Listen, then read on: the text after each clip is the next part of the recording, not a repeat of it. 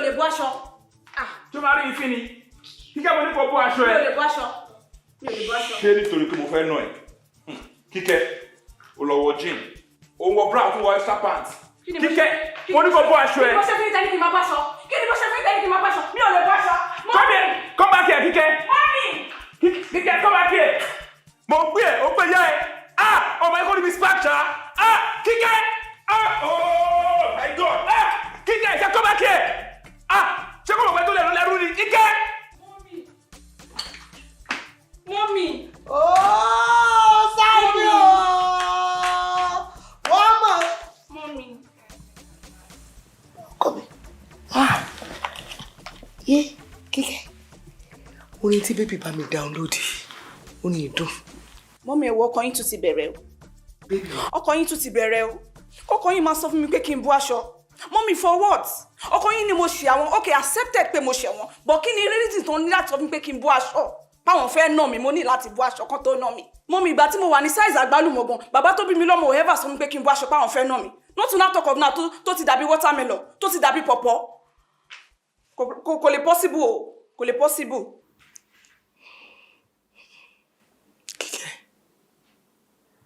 Ṣé o nífẹ̀ẹ́ mi? Sure. O ṣú àpò nífẹ̀ẹ́ mi dénúdénú. O lè fẹ́ kí inú mi máa dùn ní gbogbo ìgbà. Mo máa pẹ́ láti gba ìtì bàbá yín ti kú. Ni mo ti wà lonely. Àdásùn, àdájí. Kíkẹ́, ṣé kí èmi náà kú tẹ̀lé bàbá yín ni? Ọlọ́run ní jẹ́ kẹ́ kú. Mo wá gàgàrí èèyàn tó pè mí, tó máa pè mí sweetheart, honeybu. Kíkẹ́, láti ìgbà tí bàbá yín ti kú, ṣùgbọ́n pé bébì ló múnú mi dùn. Mọ́mì, ṣáwo ò múnú yín dùn ni? Kíkẹ́, ó yàtọ̀. Kò fi ibi kankan jọra wọn. Inú dúdú yìí yàtọ̀. Bẹ́ẹ̀ ṣe máa múnú mi dùn, kọ́ ni bébì mi ṣe máa múnú mi dùn. Jọ ṣàánú mi o. Mo mọ̀ pé lóòótọ́ ń gbà mí. Bébì ó máa over ṣe gbogbo nǹkan. Kíkẹ́, torí tèmi kí n má bàa kú, ẹ bá ń gbà bẹ́ẹ̀. Jọ̀ọ́, ó dájọ́ ọkọ mi. Jọ̀ọ́ lù ẹ́. Mo lọ. Jọ̀ọ́ lù ẹ́. Máa tẹ̀lé ẹ lọ, ò ní bọ́ṣọ. Mi ní bọ́ aṣọ. Ò ní bọ́ṣọ. Kò ní pọ̀. Lúlù yẹn ò ní pọ̀ o. Kò ní pọ̀ o. Mi dẹ̀ ní bọ́ aṣọ. Ó yá. Ṣé ọkọ mi, Ọlọ́run á bá mi pọ̀ ẹ́. Ọlọ́run á bá mi pọ̀ ẹ́. Ilé ìgbàgbọ́ ló ti náà ní ìyàwó. Irú ọkọ bí bébì mi lọ́wọ́ bá mi kí n ṣe fún ẹ. Ọlọ́run kò mọ̀ ní fún mi lọ. Ọkọ mi kọ̀. Ọkọ mi dànù. Ọkọ tó fẹ́ bàbá mi kọ́, tó fẹ́ bàbá mi gbé. Ewu yìí kò ṣe é dá gbé.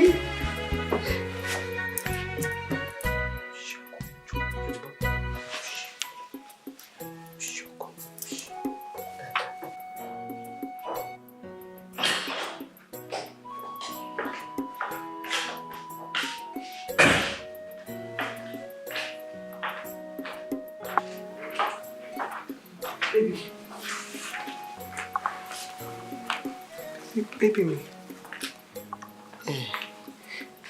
kò sí nǹkan tó wrong tó bá bá Kíkẹ́ wí. Ó mú ẹni ṣáàjọ má bá mi bọ́ṣọ́ láre. Jọ, ó yá Kíkẹ́, jẹ́ kí dáadé ẹbẹ̀ wí. Ó yá, má bọ́ bọ̀ wí. Ẹ gbọ́wọ́ jàre, ibo lẹ ń gbọ́wọ́ sí, ibo lẹ ń gbọ́wọ́ lọ, ẹ gbọ́wọ́ jàre. Sori kankan ọ̀fà sí. You can see what I'm saying. Mo fẹ́ nà ó. What is going on here? Nothing really o. Daddy yín ní Kíkẹ́ ṣe. Ó dẹ̀ fẹ́ bá Kíkẹ́ wí. Ní Kíkẹ́ dẹ̀ wá ń ṣe bó ṣe ń ṣe yìí. Kí ló wrong nínú kí dáadé yín bọ́mọ wí nítorí Ọlọ́run? Lọ́rọ̀ kan ó ṣe àbí. Ẹ ṣe bá burú tèmi ni. Ẹ má worry, má bá wí. You come here.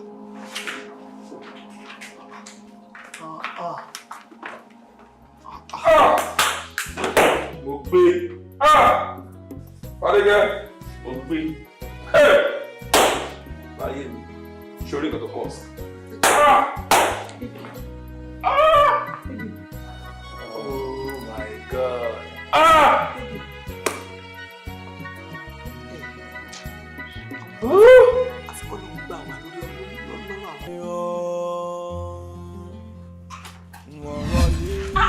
Kí ló ṣẹlẹ̀ náà? Kí ló tẹ jáwọ́ nínú rúùmù mi bẹ́ẹ̀ yẹn? No common sense náà ó yẹ kẹ́ mọ̀ pé ó yẹ kẹ́ kànlẹ̀kùn kẹ́ tó wọlé inú rúùmù obìnrin rẹ fọwọ́ for God's sake. Kí ló ṣẹlẹ̀ kí lẹ̀ ń wá? Kí ni pàǹlà ẹ gbé sára tó ń pariwo? Ìyẹ́ olókùnbọ̀kẹ́ gan-an à ń fọ́. Kí ló ṣẹlẹ̀? Kí lẹ sọnù? Mo fẹ́ kó bá mi dáná ni nítorí pé cook tí ìyá ẹ gbà kó máa sóúnjẹ fún mi kò sí around. Tó ń bẹ kó dáná fún mi kó tó jáde. Dàdá wá super ni. Kí n dáná fún yín? Àbí mo ti dáná? Tí o bá dáná ẹ má padà wọnú léde ni o. Kí má wọnú ilé bàbá mi. Kí má padà wọnú ilé bàbá mi. Ó jẹ́ lẹ́yìn. Má di èmi. Ẹ má tọra yín. Ẹ mọ̀ nǹkan mọ́nàmọ́ná àbí mo ti dáná ni. Mo dáná fún yín. Mo jẹ́ kúkú yín. Àbí mi ní kúkú tó gbà fún yín kó tó travel. Ẹ wọ ẹjọ́ torí Ọlọ́run.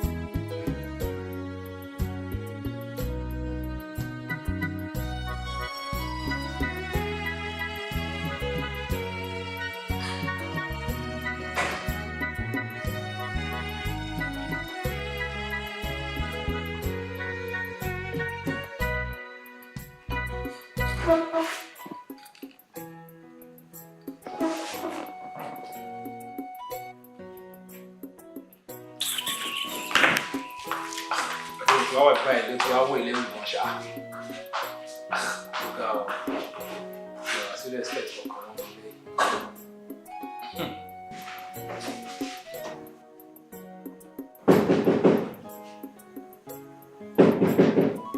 Kíkẹ́! Kíkẹ́! Ṣé wọ́n kọ́kọ́ lẹ̀kùn ni?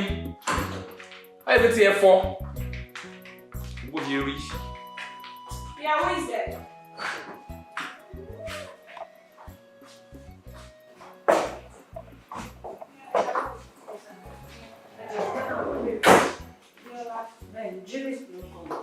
Oh, it's Judy. Ṣé okay? But Damilola ti sọ̀rọ̀ yín fún mi gan. So kẹ́ feel at home. Ẹ jókòó.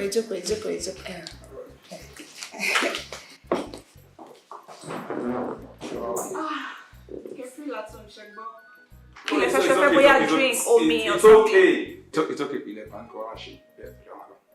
You can take your leave. I'll be right back. Okay. Ṣé wàá okay jàre? Báwo ni? Check your drink.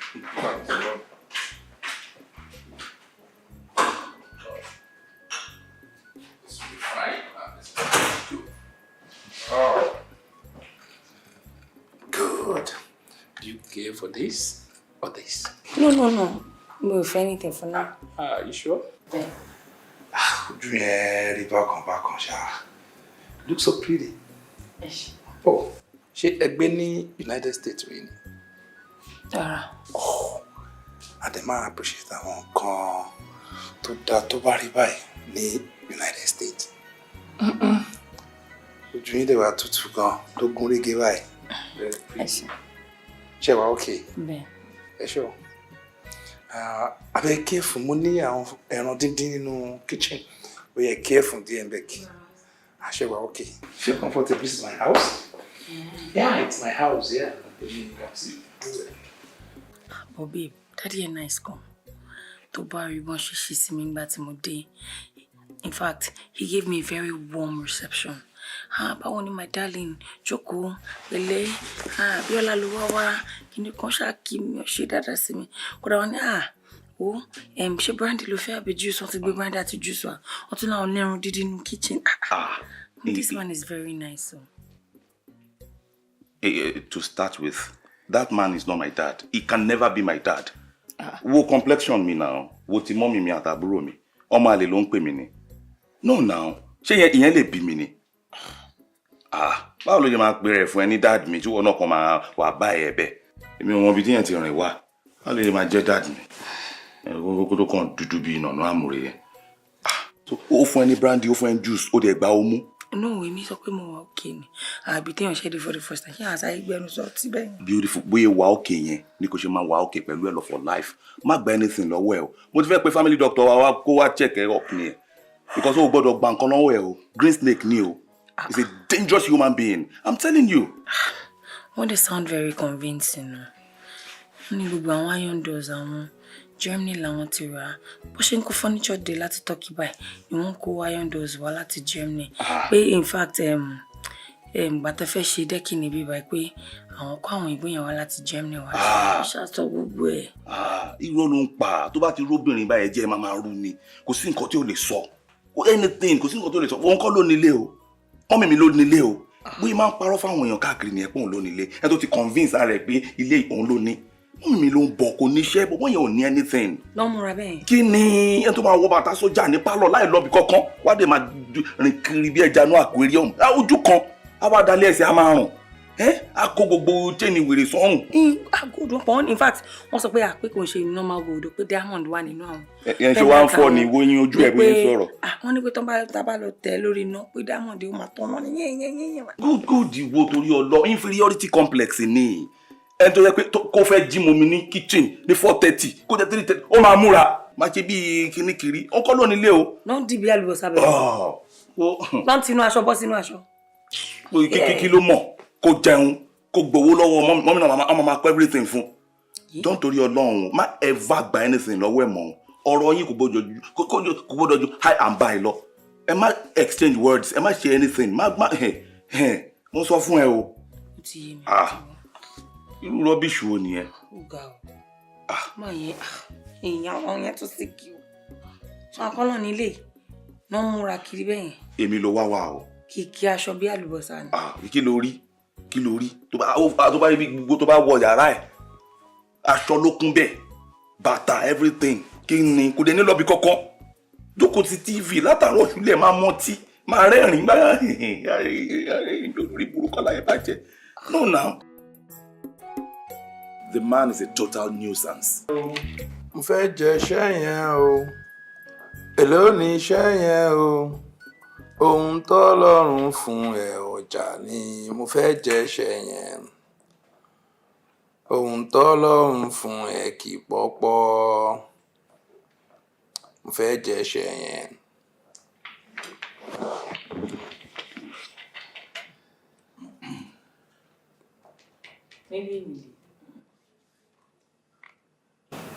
Ọwọ́ mélòó la fi ń jẹba láì fọ̀dọ́?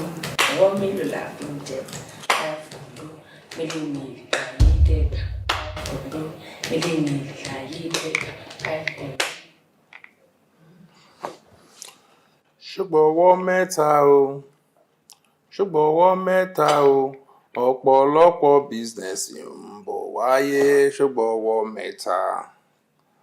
Ṣùgbọ́n ọwọ́ mẹ́ta. Ọ̀pọ̀lọpọ̀ bísínẹ́sì ń bọ̀ wá. Ẹ̀yin méjèèjì ẹ̀ ń ṣe èrè orí yín burú ayé yín bàjẹ́ ogun máa pa yín ni ẹ̀ ń ṣe èrè ẹ̀yin méjèèjì. Babe. Kí ló fẹ́ pè? Kí lè máa járò ni irú pátá àwọn olè ń bá mi lò yẹ bọ́lọ̀ ló ń pè mí ní àbótè ẹ wá sọra yín dáadáa ẹ ń nọra yín mílímìlì ọwọ́ márùn-ún la fi ń jẹba 5 kóńdó ọ sọ fẹ́ pé mi gbá bọ́ọ̀lì ọ sọ fẹ́ pé ṣẹ́tẹ́ mo ń wọ ṣẹ́ẹ̀tì ó sọ mí di dìdìrìn what nonsense is that àdàbà yín wọn pọ̀ gẹ̀dẹ̀ bí pẹ́yẹ létè mi ò gbọ́ ṣẹ́tẹ́ wẹ́ igbó màá ní sọ mí dìbò ọ̀lọ́ ni irú rọ́bìsì wo nìyẹn níṣẹ́jú mi ọ̀gbẹ́ni owó yẹn stọta kí ló wà lẹ́nu ẹ̀ tó fẹ́ sọ ṣé mi ka ẹni o tún lùlù ọ̀nà ẹni 5 wọ o sọ 5 million mílímìlì èmi ò mọ mílíọ̀n mi mọ 5 o tún ná ẹ sí 3 million naira níṣẹ́jú mi bíbá ó ti ẹ̀dá ó ti overstay welcome ẹ̀ wọlé ń bẹ̀ yẹn sí kó lọ change aṣọ ẹ̀ kó lè gbé gbogbo báàgì ẹ̀ à ń jáde. ṣó ń lé mi ni. mo náà ń jáde mo ti múra mo fẹ́ jáde tẹ́lẹ̀ tó bá yẹ pé mo fẹ́ lé ẹni wọ́n nìkan ni màá tarí ẹ síta dànù mo sọ wo mo fẹ́ jáde tẹ́lẹ̀ so wọlé lọ wọṣọ ẹ kọ make sure ó gbàgbé ẹrù ẹ kankan gbé báàgì ẹ à ń jáde. bọ̀bọ̀ ìṣẹ̀lẹ̀ jọ ta ló ń bá sọ̀rọ̀ ẹ ò jáde torí pé mi ò kí ń fọwọ́ kan obìnrin bẹ́ẹ̀ abẹ́ máa rí wọn Òrèlé náà. Ó ṣorí bí ṣọ́ọ̀kì tipa.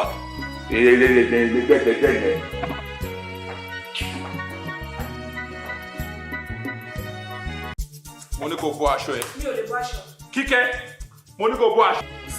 Àwọn ọmọ ẹ ti wá rí mi fẹ́ǹsì àná.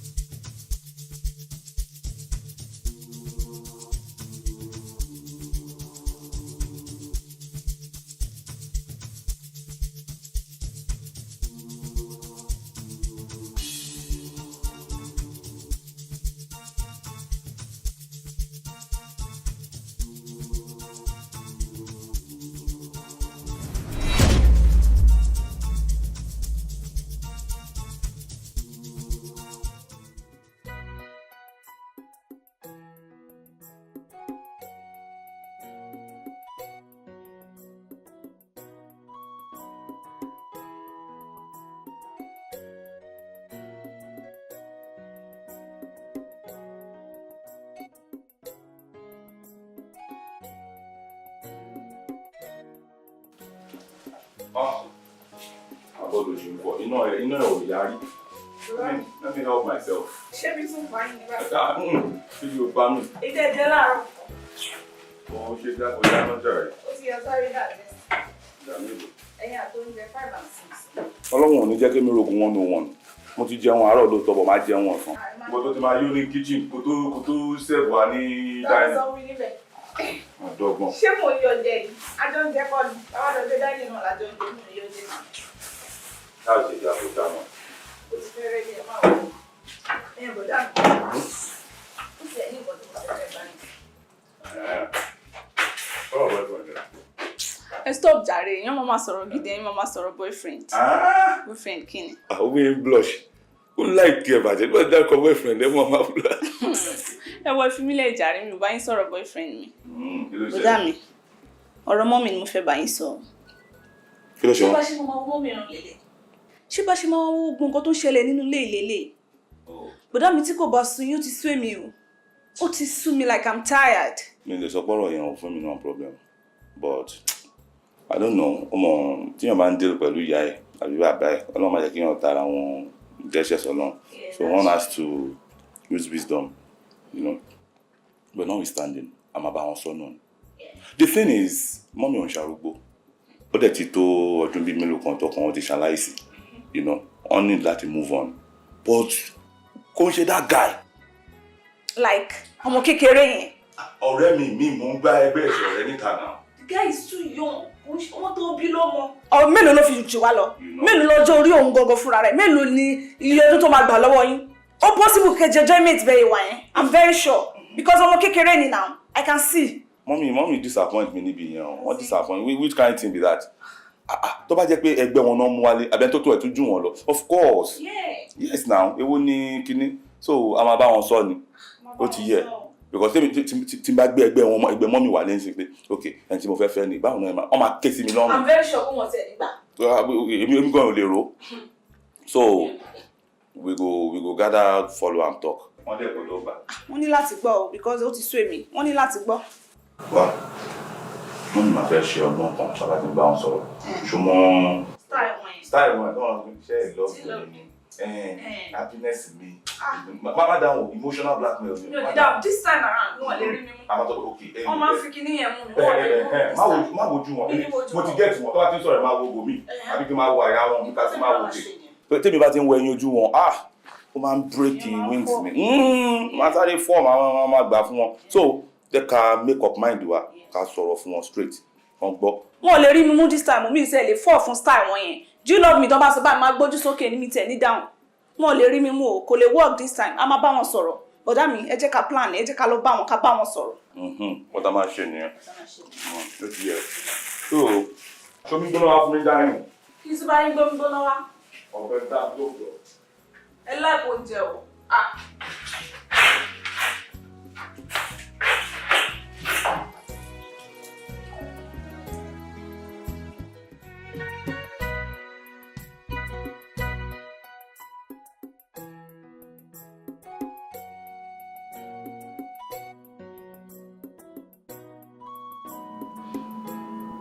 Pẹ̀lú gbogbo ọ̀rọ̀ tó sọ sílẹ̀ yìí, ó ṣe ní láàánú wípé kò sí nǹkan kan tí mo lè ṣe sí, because mi ò lè bá mọ́mí ẹ̀ sọ̀rọ̀, mi ò dẹ̀ lè bá stepdad ẹ̀ sọ̀rọ̀, torí pé boyfriend lásán lèmi jẹ́ sí ẹ̀. Nígbà tí ẹ̀gbọ́n ẹ̀ tó jẹ́ blood ẹ̀ gan ṣì wà ń bẹ̀ tí ò tí ì rí nǹkan kan ṣe sí, how much more èmi tó jẹ́ pé boyfriend lásán tí ò tí sí anything tó attach wa pọ̀ àbí anything as a family. So the only solution tèmi dẹ̀ fi pé mo ní lọ́wọ́ yín sì ni pé bí a kò consider ọ̀rọ̀ tí mo ti ń bá ẹ sọ látijọ́ tí ò fẹ́ tó nǹkan etí ikún sí, pé kí arẹwà ẹ kó wálé kájọ máa gbé pọ̀. Kí n máa kó bọ̀ lọ́dọ̀ ẹ kájọ máa gbé láì ṣe wedding. How is that possible? Possible now. I can't do it. There's nothing wrong in kó wá sọ́dọ̀ mi, you know. Ṣórí tó bá kó wá sí ọ̀dọ̀ mi sí, ọ̀rọ̀ yẹn máa dàbí ibi tá fẹ́ gbin obì sí tó bí padà ọ̀la lè wò ń bẹ̀ ni. So tó bá kó wá lé ìyẹn gan máa speed up gbogbo wedding of a thing. Mi ò lè kó wá sọ́dọ̀ ẹ, babe. Kò possible. And àwọn wo ni mo fẹ́ plan wedding pẹ̀lú? Ṣé mọ̀mísí mi tó ń ṣe bó ṣe ń ṣe yẹn? Àbí ẹni tó ń pè lọ́kọ tó ń ṣe rádaràda yẹn ni mo fẹ́ plan wedding pẹ̀lú? I can't do it. Àwọn tí mo fẹ́ plan wedding pẹ̀lú, they are not, wọn ò get ara wọn, wọ́n ṣe rádaràda. So kò possible. Àwọn mi tiẹ̀ tí ṣetán fún wedding. So solution ni mo kàn ní ìsìnkú nǹkan tó wà nílẹ̀. I'm not ready for wedding. Mi dẹ̀ lè gbé lọ́dọ̀ ẹ̀ because a ti ṣe wedding. So it's not possible.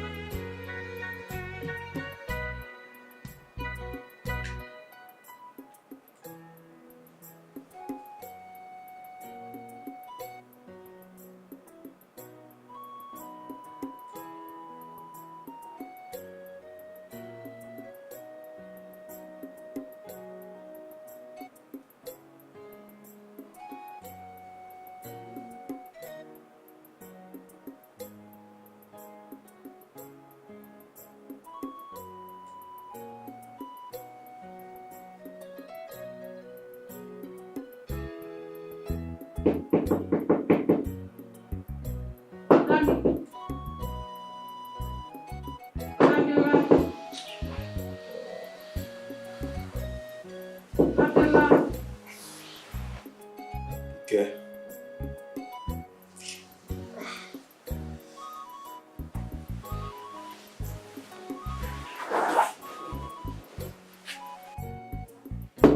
Abiola.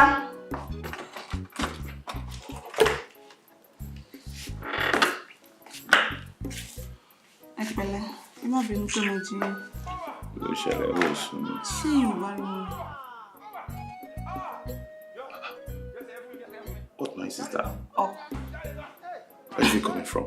Mommy àti boyfriend wọn ni o. Ṣé mo sọ fún yín pé the last time they travel, náà ṣe jẹ́ kí n sọ ní. Ìṣòro. Yàrá mọ́mí mi. Àwọn àti boyfriend mi. Mi ò lè sùn, I have to just come and wake you.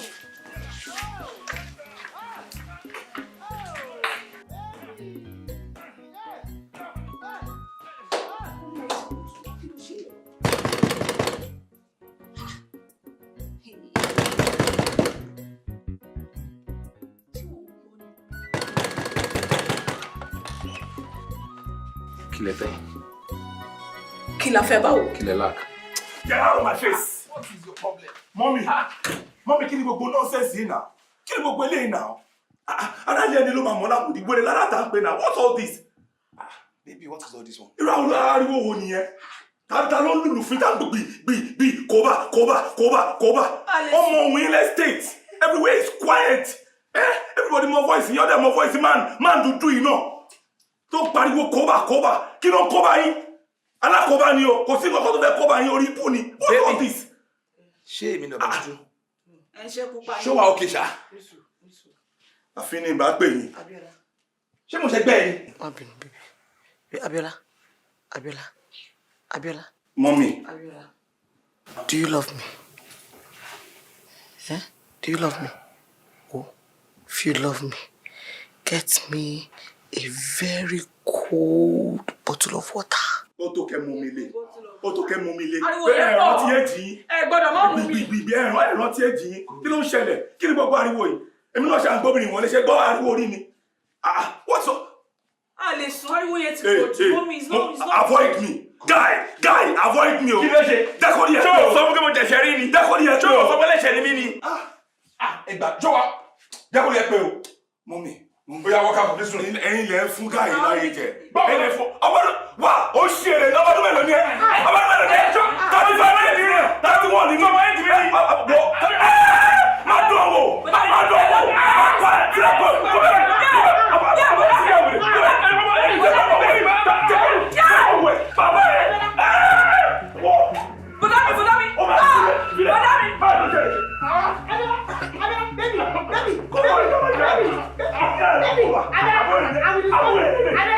Àlọ́rọ̀ ilé ju bí mo kàn ṣe sọ sílẹ̀ yìí lọ.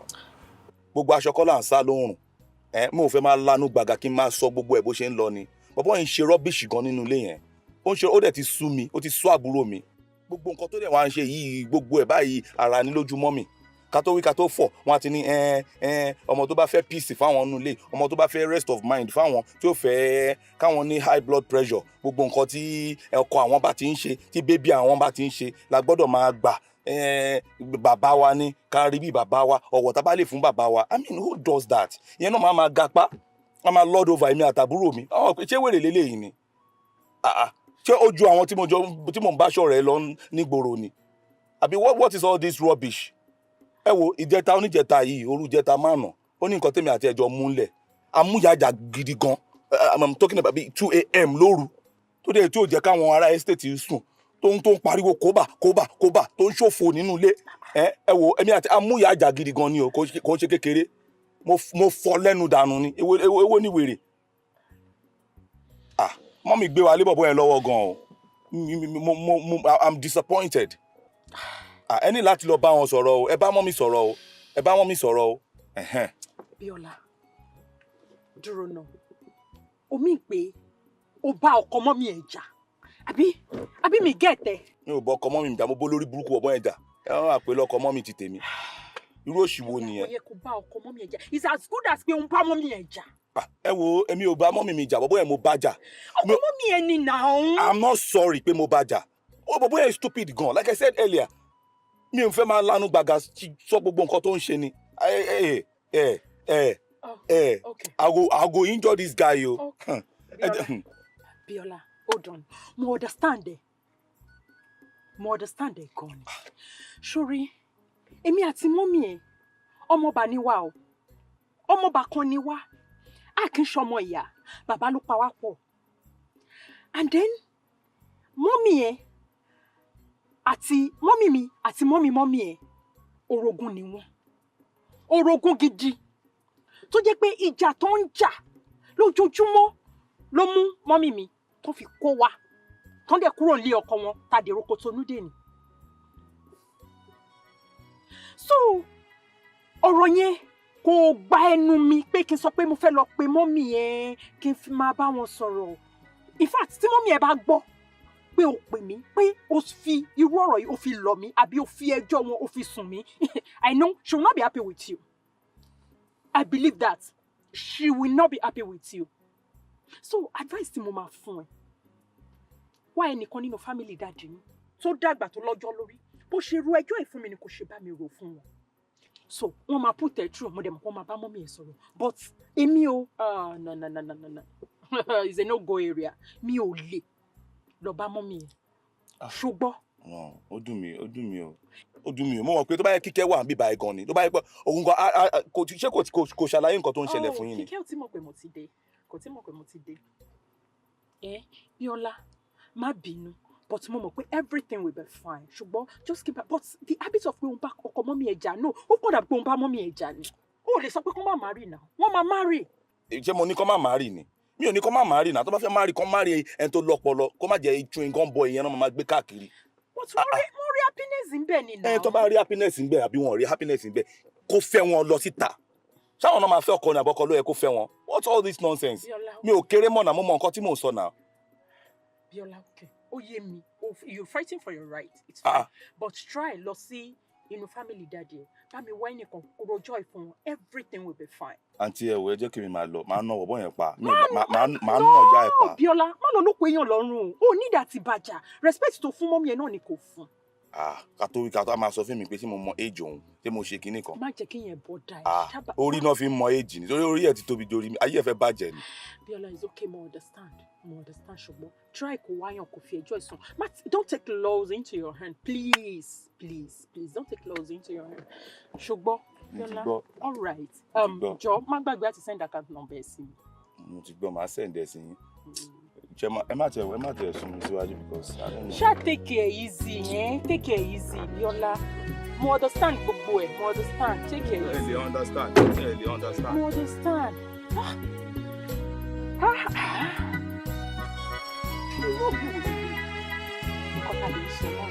You see? Anyways, for my sort around.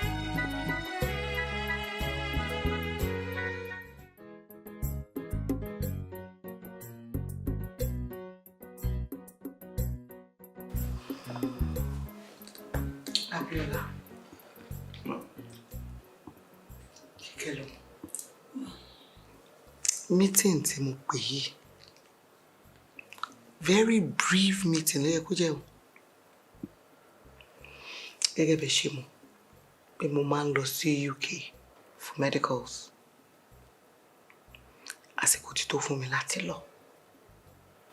All right?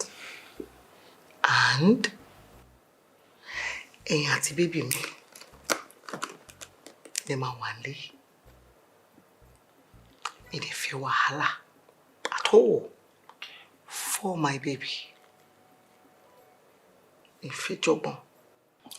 Mọ́mí, mo mọ̀ pé nísìnyí tẹ́yìn travel lọ sí UK instead táwọn máa fi wà ń bíbá ẹ̀ tó ń ṣe anything wọ́n ṣe máa lọ sílé wọn. Then tẹ́ bá ṣe ń bọ̀ ẹ pé wọn àbí kán pè yín ẹ tún pàdé ara yín padà. Or what do you think? Yes, of course. You shut up your mouth. Ilé tí ẹbí ti báwo? Ilé yìí, ilé tí ẹ náà ni. My house is his house. Sure. My body is his body. My soul and spirit is his. Gbogbo nǹkan tí mo ní pátápátá àti ètò mi àti ètò mi tí ẹ ní. Ẹ̀yin méjì gan property ẹ lẹ́jẹ́. Sure. As my children. Is your new father. But mommy, ilé daddy ti wá la wà yìí now. Shut up daddy yín wò. The daddy yín bí ti báwo. Ṣé ẹ̀yin méjì wà mí gbàtà lé foundation ilé yìí. Abẹ́ ìrojú wọn. Ṣé ẹ̀yin méjì wà mí ni? Baby. Yes, love. Sure, you got to answer. For the past 4 hours, I was in the bedroom, but so give me any problem. I know. Oh, bounce for 4 minutes. Until fine wala. So give me any wala. I know. You can just imagine. That's why I love you. Let's make a meeting in brief.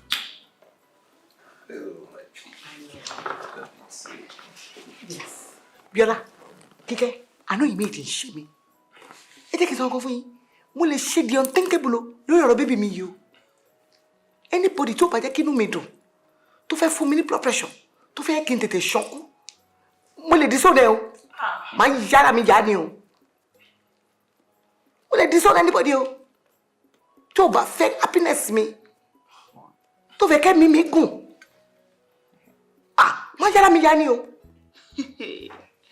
bí dẹ̀ ṣe ń sọ lọ kò sí nǹkan tó páyé pọ̀ yàrá ò páyé pọ̀ oúnjẹ ò páyé pọ̀ look mo ti fowó s'account ẹ̀yìn méjì and honey baby mo ti gba cook so ó máa wá sóúnjẹ fún ẹ anything you want I'll give you the number just call her hot food I know you like it very hot Thank you so much. Boiling hot.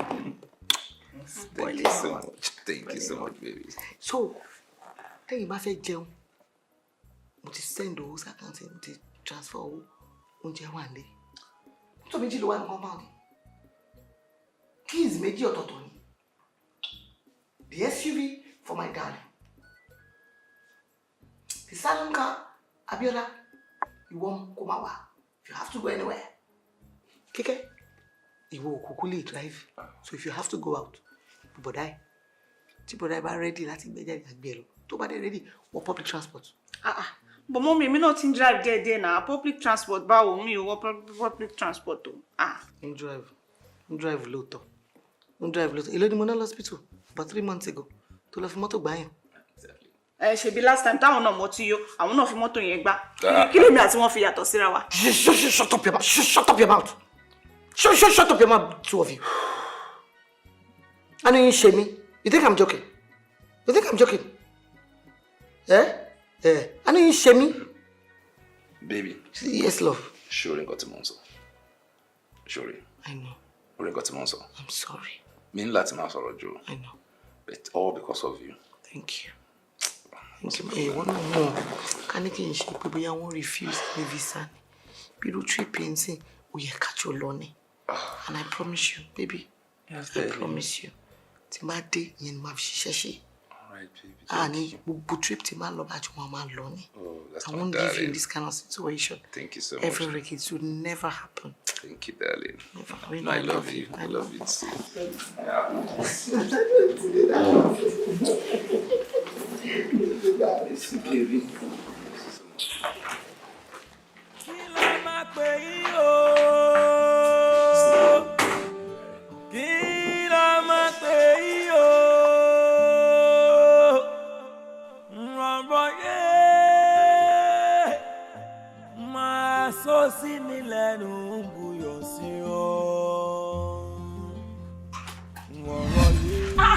Kí ló ṣẹlẹ̀ náà? Kí ló tẹ jáwọ́ nínú room mi bẹ́ẹ̀ yẹn? No common sense náà ó yẹ kẹ́ mọ̀ pé ó yẹ kẹ́ kànlẹ̀kùn kẹ́ tó wọlé inú room obìnrin rẹ fọwọ́ for God's sake. Kí ló ṣẹlẹ̀ kí lẹ̀ ń wá? Kí ni panla ẹ gbé sára tó ń pariwo? Ìyẹ́ olókùn bòkè gan-an à ń fọ́. Kí ló ṣẹlẹ̀? Kí lẹ sọnù? Mo fẹ́ kó bá mi dáná ni nítorí pé cook tí ìyá ẹ gbà kó máa sóúnjẹ fún mi kò sí around. So mo fẹ́ kó dáná fún mi kó tó jáde. Dàdá wá super ni. Kí n dáná fún yín àbí mo ti dáná. Tí o bá dáná yẹn má padà wọnú léde ni o. Kí má wọnú ilé bàbá mi. Kí má padà wọnú ilé bàbá mi. Ó jẹ́ lẹ́yìn. Má di èmi. Ẹ má tọra yín. Ẹ mọ̀ tán mọ́nàmọ́ná àbí mo ti dáná ni. Ń dáná fún yín. Ó jẹ́ kúkú yín. Àbí mi ní kúkú tó gbà fún yín kó tó travel. Ẹ wọ ẹjọ́ torí Ọlọ́run.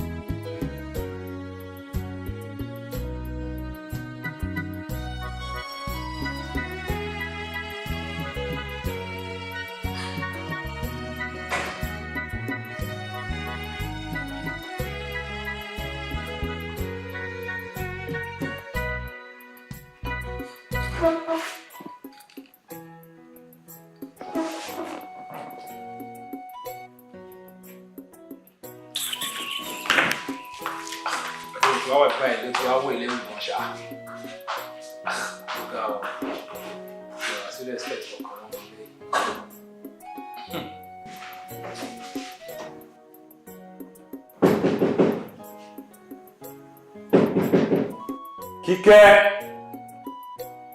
Kíkẹ́! Ṣé wọ́n kọ́kọ́ lẹ̀kùn ni? Báyìí bí ti ẹ fọ́. Bó di rí. Yeah, who is there?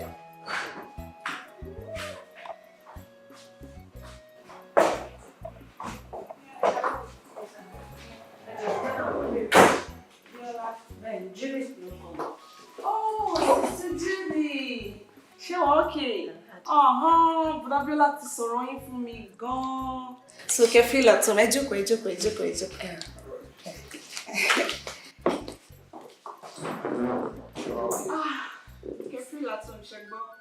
Kí lẹ fẹ́ fẹ́ bóyá drink omi or It's something. okay.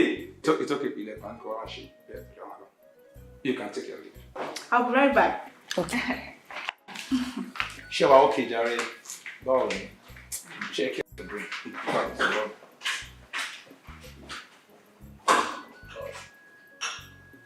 This will be fine. Oh. Good. Do you care for this or this? No. No, if anything for now. Are you sure? Yeah. Ojú yẹn rí bákan ṣá. Look so pretty. Yes. Oh, ṣé ẹ gbé ní United States rí ni?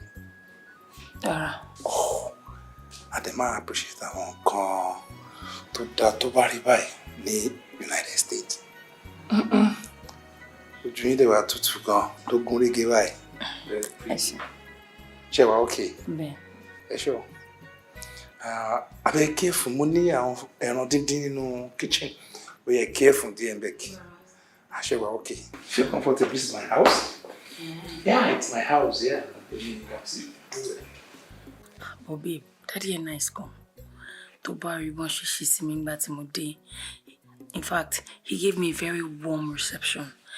Báwo ni my darling, jókòó, lele, Bíọ́lá ló wá, kíni kan ṣáà kí mi, ṣe dáadáa sí mi. Kódà wọ́n ní, ṣé brandy ló fẹ́ àbí juice, wọ́n ti gbé brandy àti juice wá. Wọ́n tún láwọn lẹ́run dídí nínú kitchen. This man is very nice. So. To start with, that man is not my dad. He can never be my dad. Wo complexion mi now. Wo ti mommy mi àtàbúrò mi. Ọmọ àlè ló ń pè mí ni. No now. Ṣé ìyẹn lè bí mi ni? Báwo ló ṣe máa pè rẹ̀ fún ẹni dad mi tí wọ́n náà kàn máa wà bá ẹ̀ bẹ́ẹ̀. Èmi ò mọ ibi tí yẹn ti rìn wá. Báwo ló ṣe máa jẹ́ dad mi? Kókó tó kàn dúdú bí ìnànà àmúre yẹn. Ó fún ẹni brandy, ó fún ẹni juice, ó dẹ̀ gba ọmú. No, èmi sọ pé mo wà okay ni. Àbí téèyàn ṣe dé for the first time. Kí àṣà ìgbẹ́nu sọ tí bẹ́ẹ̀. Beautiful. Bóyá wà okay yẹn ni kò ṣe máa wà okay pẹ̀lú ẹ̀ lọ for life. Má gba anything lọ́wọ́ ẹ̀ o. Mo ti fẹ́ pe family doctor wa kó wá check ẹ̀ up ni ẹ̀. Because ó gbọ́dọ̀ gba nǹkan lọ́wọ́ ẹ̀ o. Green snake ni o. He's a dangerous human being. I'm telling you. Wọ́n dey sound very convincing. Wọ́n ní gbogbo àwọn iron doors àwọn Germany làwọn ti rà á. Bó ṣe ń kó furniture dé láti Turkey báyìí ni wọ́n kó iron doors wá láti Germany. Pé in fact bàtà fẹ́ ṣe dẹ́kì níbí báyìí pé àwọn kó àwọn ìbò yẹn wá láti Germany wá. Ṣàtọ̀ gbogbo ẹ̀. Irọ́ ló ń pa. Tó bá ti róbìnrin báyẹn jẹ́ máa rú ni. Kò sí nǹkan tí ó lè sọ. Anything, kò sí nǹkan tó lè sọ. Wọ́n kọ́ ló nílé o. Mọ́mì mi ló nílé o. Bóyá máa ń parọ́ fáwọn èèyàn káàkiri ni ẹ̀pọ̀ òun ló nílé. Ẹ tó ti convince ara ẹ̀ pé ilé òun ló ní. Mọ́mì mi ló ń bọ̀ kò níṣẹ́ bọ́ wọ́n yẹn ò ní anything. Lọ́múra bẹ́ẹ̀. Kí ni ẹni tó máa wọ bàtà sójà ní pálọ̀ láì lọ́bi kankan wá dé máa rìn kiri bí ẹja ní aquarium. Ojú kan á wá dalẹ̀ ẹsẹ̀ á máa rùn. A kó gbogbo chain wèrè sọ́rùn. Gold pọ̀ in fact wọ́n sọ pé àpé kò ń ṣe normal gold pé diamond wà nínú àwọn. Ẹ ṣe wá ń fọ́ ni wo yín ojú ẹ̀ bí ń sọ̀rọ̀. Wọ́n ní pé tó bá lọ tẹ̀ lórí iná pé diamond ó máa tọ́nà ní yẹ́nyẹ́nyẹ́. Good ìwo torí ọlọ inferiority complex ni. Ẹni tó yẹ pé kó fẹ́ jí momi ní kitchen ní 4:30 kó jẹ́ 3:30 ó máa múra má ṣe bí kíní kiri ó kọ́ lónìí lé o. Lọ́n dìbí àlùbọ́sà bẹ̀rẹ̀. Lọ́n tinú aṣọ bọ́ sínú aṣọ. Kí ló mọ̀ kó jẹun kó gbowó lọ́wọ́ mọ́mí náà ọmọ máa kọ́ everything fún. Don't torí Ọlọ́run má ever gba anything lọ́wọ́ ẹ̀ mọ́. Ọ̀rọ̀ yín kò gbọ́dọ̀ ju high and buy lọ. Ẹ má exchange words ẹ má ṣe anything mo sọ fún ẹ o. Irú rubbish wo nìyẹn. Ó ga o. Máa yẹ èèyàn àwọn yẹn tó sì kí o. Sọ akọ́lọ́ nílé náà múra kiri bẹ́yẹn. Èmi ló wá wá o. Kìkì aṣọ bí àlùbọ́sà ni. Kí ló rí tó bá rí gbogbo tó bá wọ yàrá ẹ̀ aṣọ ló kún bẹ́ẹ̀ bàtà everything kí ni kò dé ní lọ́bi kọ́kọ́ jókòó ti TV látàárọ̀ sílẹ̀ máa mọtí máa rẹ́rìn-ín bá lórí burúkú láyé bàjẹ́. No now. The man is a total nuisance. Kò mójú kò mọ́ra bí olóko ńlá. Wọ́n parú òwe bẹ́ẹ̀ yẹn tán lójú àgbàlagbà. Ẹ má bínú sá. Ẹ wo uncle. That Jide guy is so annoying. Ẹ lè understand. Uncle, àní ọjọ́ kan mo wà nínú sitting room. Mommy náà wà nínú sitting room. Máa kan wá from nowhere. Ó kàn fún mommy ní ládì ni. Why? Ó tún nà ya yín ni. Uncle kò ná wọn o. Lójú ara wọn, wọ́n ń bá mọ́mì ṣeré ni. Mọ́mì náà wá máa rẹ́rìn, wọ́n máa bóskẹ́, wọ́n máa ṣe bí ọ̀dẹ̀. Àwọn kinní yẹn máa ń irritate mi.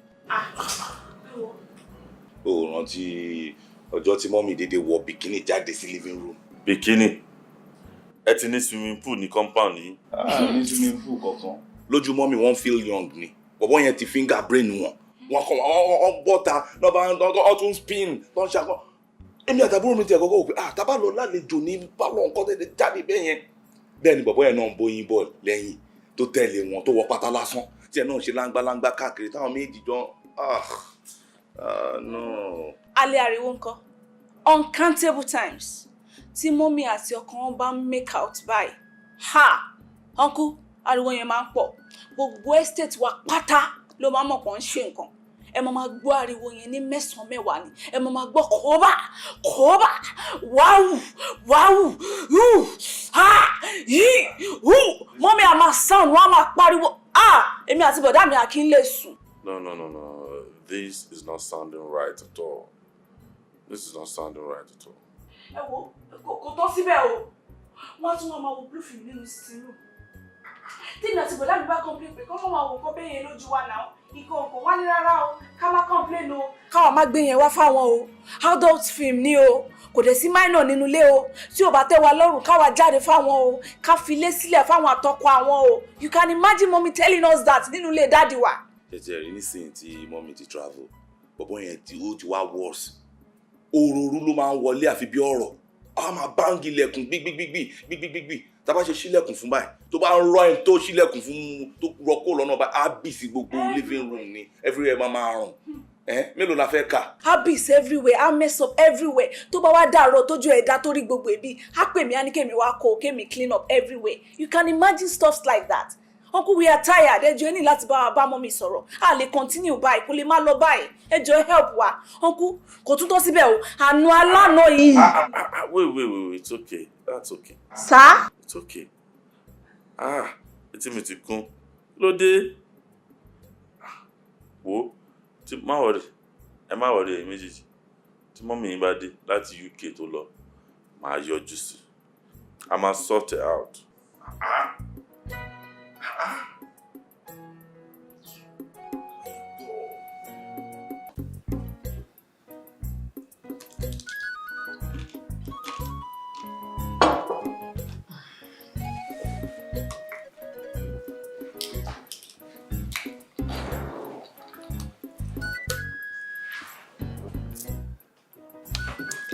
Èló ni iṣẹ́ yẹn o?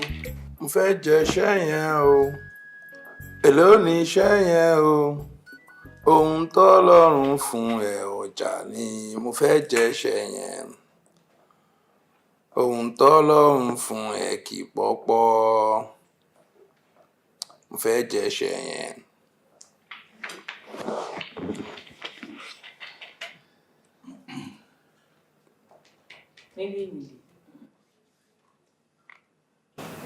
Ọwọ́ mélòó la fi ń jẹba láì fọ̀dọ́?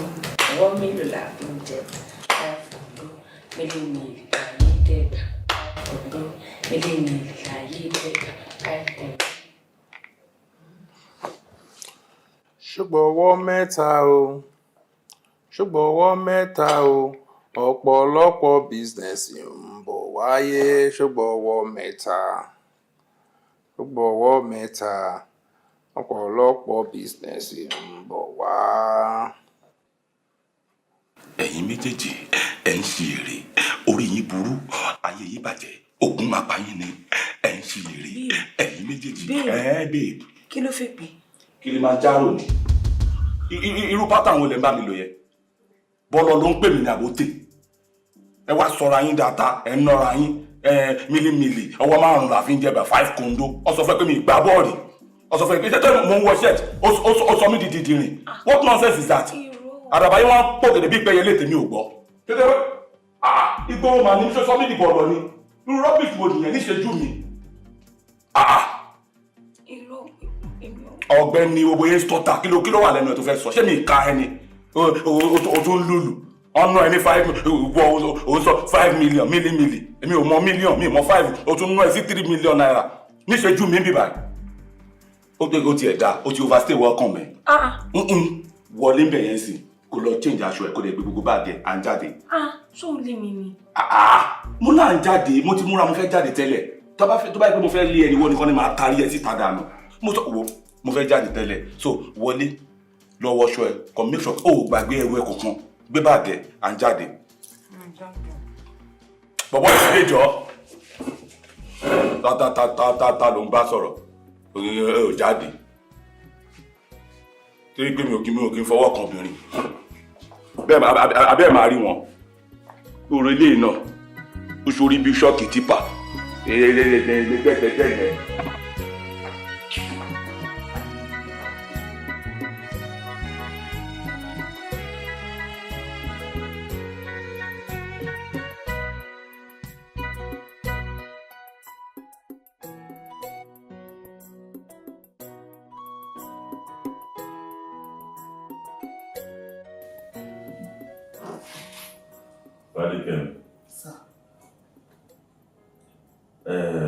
Ìjókòó tí mo wá jókòó nípa ẹ̀lẹ́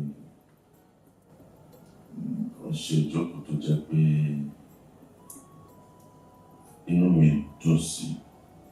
Nítorí nínú family wa, the Macaulays, a ní philosophy pé a kì í pry nínú affairs nuclear family. Káwa máa kí extended family wa máa yanjú rọ̀ sínú nuclear family affairs. We don't do that. But ibi tí ọ̀rọ̀ dé yìí, I have to come here to represent because wọ́n ní bàbá kú ni. Nígbà tí ẹ̀gbọ́n mi tó jẹ́ ọkọ tiẹ̀ tó ti ṣaláìsí, I just have to be here to do this because several times ni àwọn ọmọ yẹn ti wá tó ti wá complain fún mi pé àlejò ẹ̀ kan, you know, pé máa ń ṣe bí ẹni tí ò mójú tí ò mọ́ra bí ẹnìkan òkè ọ̀hún, you know. So and you need to let this your guest understand pé tó bá ní problem pẹ̀lú àwọn ọmọ ẹ̀ nínú ilé yìí, àṣà Yorùbá la máa tẹ̀lé tí wọ́n philosophize pé lílọ ní fàlejò tó lọ fẹ́ yàwó baálé, tí baálé bá gbà yàwó àlejò yẹn náà ló máa jáde nílẹ̀. So if these children are not comfortable with him, no matter mi ìfẹ́ mọ̀ kò bá ṣe kó já wọn lọ wrong kó já wọn lọ right, kò matter. Àwọn ni baálé níbi ilé wọn rẹ̀ torí ilé bàbá wọn ni. So àlejò yìí ló máa jáde fún wọn. Kò jẹ́ ìdí tí èmi fi wá, kò jẹ́ àpá tẹ́mi mú wá. Lákọ̀ọ́kọ́ náà kọ́ ẹ ṣe mọ̀ sá. Ẹ kú gbogbo ìgbà mi, ẹ kú kó má bàjẹ́, ẹ pẹ́ fún wa.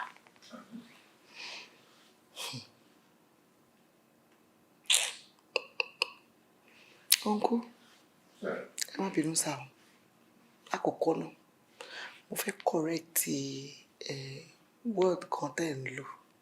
Ẹ ti lò bí ẹ̀mejì mẹ́ta nínú ọ̀rọ̀ yìí. Ìyẹn ni ti guest àbálejò. Sá, kò sí àlejò kankan nínú ilé mi. Ọ̀parọ̀. Mi ní guest ń bí. Ọkọ ló ń bá mi gbé. Oh. Bébì mi, ọkọ mi ìdùnnú ayọ̀ mi, onítèmi, adé orí mi.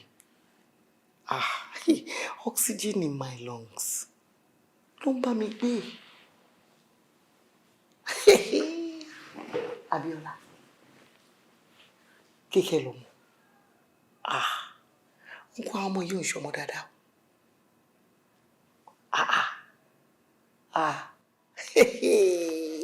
Ìtàn làwọn ọmọ ìfẹ́ gbọ́. Ìtàn tí kò yẹ kó gbọ́ títí tí màá fi kú. Òun lè fẹ́ gbọ́. Kọ́ ló ń dé bá mi kẹ́ ọkọ mi. kọ́lọ́n túbọ̀ bá mi tẹ̀ sí afẹ́fẹ́ rere. Olúwa Káyọ̀dé máa kọ́lé tèmi nìkan. Ọkùnrin ni. Ọkọ dáadáa ni. Káyọ̀dé máa kọ́lé. May your soul continue to rest in peace. Amen.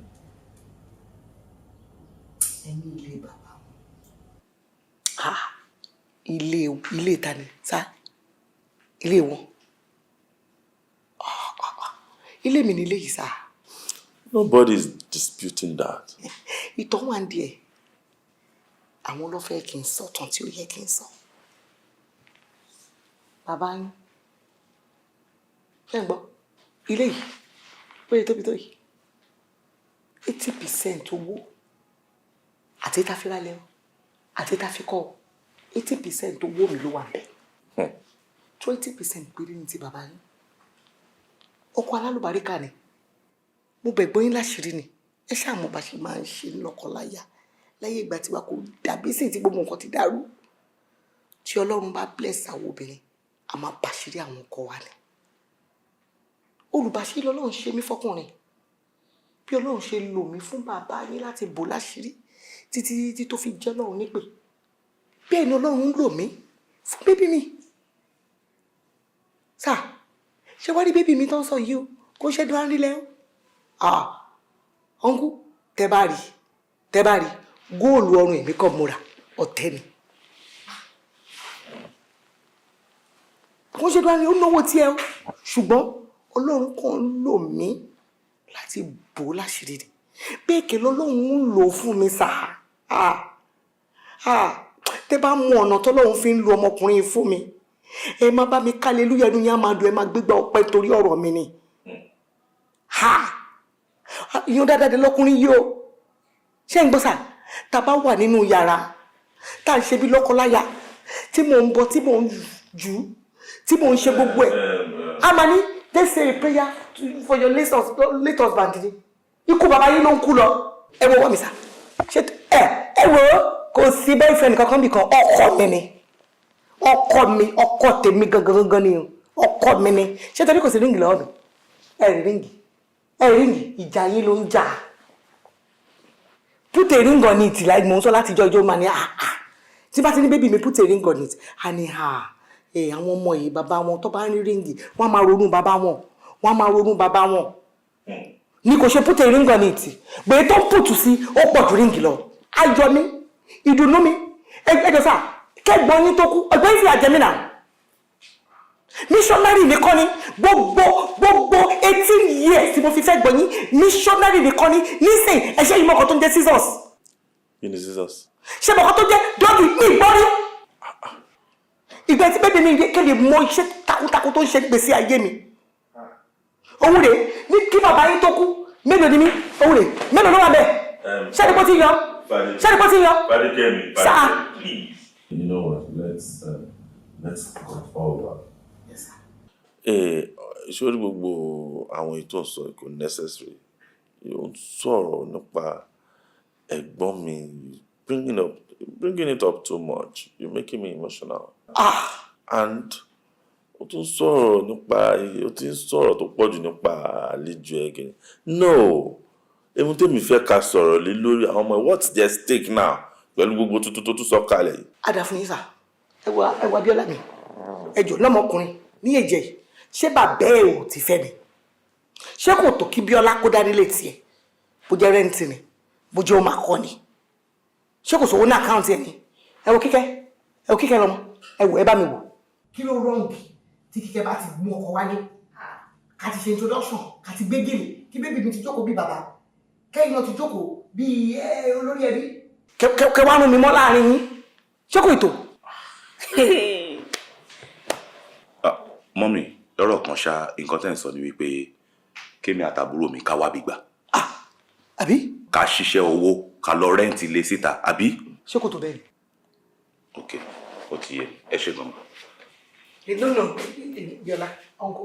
Tó bá jẹ́ pé àwọn ọmọ yìí ò ń ṣọ̀dájú, tó bá jẹ́ pé wọ́n ń ṣe ọ̀dájú ni, ọ̀nkú Bíọ́lá yìí kò ń ṣe yìí, ó burú. Ó burú. Ṣé èyí ti gbọ́rú ẹ̀rí? Bébí mi á dìde ní tó bá jẹ́ pé ibi tí gbogbo nǹkan ti yẹ bó ṣe yẹ kó ní bí living room ń ṣe ní báyìí tá wà nínú honeymoon David àti baby mi wà honeymoon ṣé kò yẹ ká ti dàbírú ká wọ kitchen baby mi sọ ó ní tá bá tan washing machine time tí washing machine yẹn máa ṣe gigigigigigigigi tí bá di washing machine yẹn mú báyìí tó dúró sẹ́yìn mi báyìí tó dúró iṣẹ́ burúkú lọ nìyẹn iṣẹ́ burúkú ó lọ nìyẹn.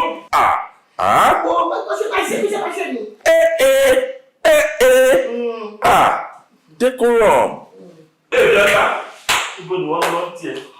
Uncle, ẹ má bínú, sir. With all due respect, ẹ má bínú, mi ò mean láti work out on you. But mi ò lè jókòó síbí báyìí kí n máa fojú rí kí n máa fetí gbọ́ gbogbo nǹkan tán. Ẹ bí ẹran nǹkan tí mọ́mì ń sọ. Tó ṣe bí òwe sà. Àwọn Yorùbá náà máa ń sọ pé àbọ̀rọ̀ là ń sọ fọ́mọlúàbí.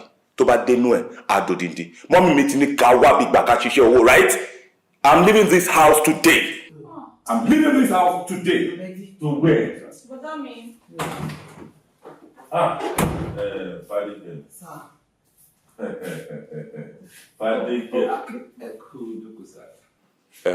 Era, sir. Sure, okay. Baby. More, she was around. Around, baby. Yeah, about 2 minutes ago. Yeah. I'm sorry.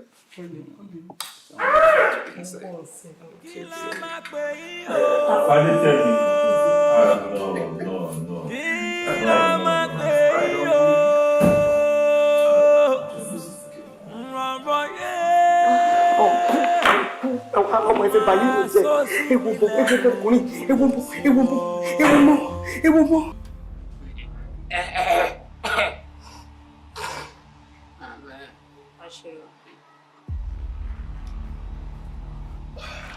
Ta ni mo ròyìn kọ́rẹ́ náà ẹ̀jẹ̀ mi òsìkìrìsìkì ní sẹ́ẹ̀ ìrìndé yẹ́ máa mi kòkó. Màmá gbọ́ kó. Ọlọ́run jẹ́ ìyẹn pọ̀ gbogbo tún fine. Finest. Bàbá ẹ̀. Àbọ̀. Ṣá, Charlie. Pàdé mi lélẹ̀ súnmọ́ ìgbà ìrírí náà ṣẹlẹ̀ lọ́dà pẹ̀lú rẹ̀. Àtijọ́ wà gan. Yọ́lá lórúkọ ẹ̀. Rama. Èmi àti àtijọ́ wà látàrí bàbá Fẹlá látàrí fún Jésù Àìkì. So, òun dẹ̀ jọ ọmọ get inside ní gbogbo ìgbà yẹn. Bọ̀ nísìnyí báyìí ó sọ pé òun fẹ́ wọ street, òun fẹ́ máa tẹ̀ka. Ó sì yẹn bẹ́ẹ̀. Mo dẹ̀ fẹ́ kí nǹkan tó ṣe aláyé sí bí Chuks ó ṣe òun náà. Reason tí mo wá nìyẹn pé kẹ́ bá mi run street fún. Ó yẹ yín bẹ́ẹ̀. Ń gbọ́, wọn ló fẹ́ ṣáṣe ó fẹ́ múlẹ̀. Àlàyé tó wọ́n kó lára gbogbo èdè náà ibo ló pò gbà. Stop ẹ̀. Máa jọba wà tó fẹ́ fi kọ́ dọ̀bálẹ̀ fún mi. Sọ̀rọ̀. Jẹ́ kó máa yé o, gbogbo ohun tó lọ kún sórí ẹ̀, má ṣàṣàkóṣà o, mi ò ráyè o. Ẹni jẹ́ kó mọ̀. Why you dey run? You dey close. Òṣà. Ọmọ pẹ́ lòun náà kò lè tì gọ́bọ̀ ajé. Ṣẹ́nu eléyìí bó ṣá. Gbọ́, ṣẹ́nu ẹ̀ bò. Obo. Gbà! Ọ̀ntẹ́nu ìjà ẹ̀ bò. Obo. Ẹnu ẹ̀ bò. Obo. Mi lè mú fún wa fún yín, ó yẹ kẹ́ ṣe mọ̀, ó ti pẹ́ láti 1930. Bàbá ẹ̀ kó bẹ̀rẹ̀ náà. Ìjayà ó pọ̀ sẹ̀ wọ́n ti wá ó máa ṣe iná máa gidi ni wá. Wọ́n ṣẹ́ ní àwọn jẹ́kùn yẹn tàgẹ́ ẹ̀. Tẹ́lẹ̀ fún mi wá kí ló ṣe yẹ tó fẹ́ máa wá ní China. Má ṣe bá dẹ̀ ń gẹ̀ o. Tẹ́lẹ̀ kí ló ṣe yẹ wá yé ṣe lè ìsọjọ́. Ìsọjọ́. Láàrin ta ẹ̀.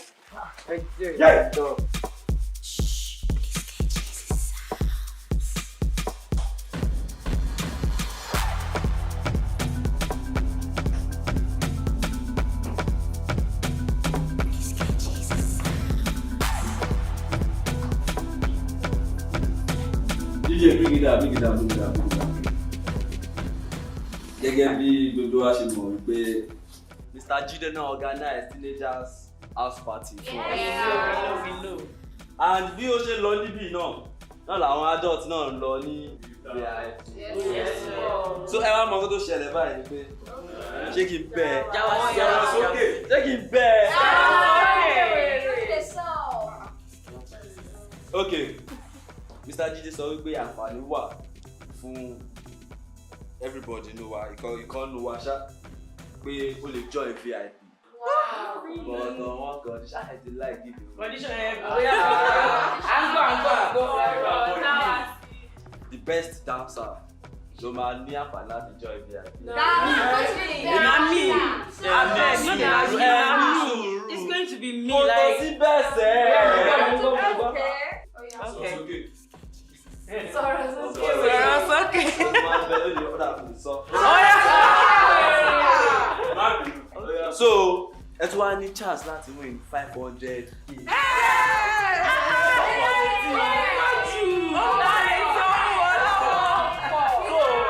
Ìwọ tó bá wẹ̀ jójó 100 naira. Ìwọ tó bá jójó wàásù. Ìwọ tó bá wẹ̀ jójó 500k.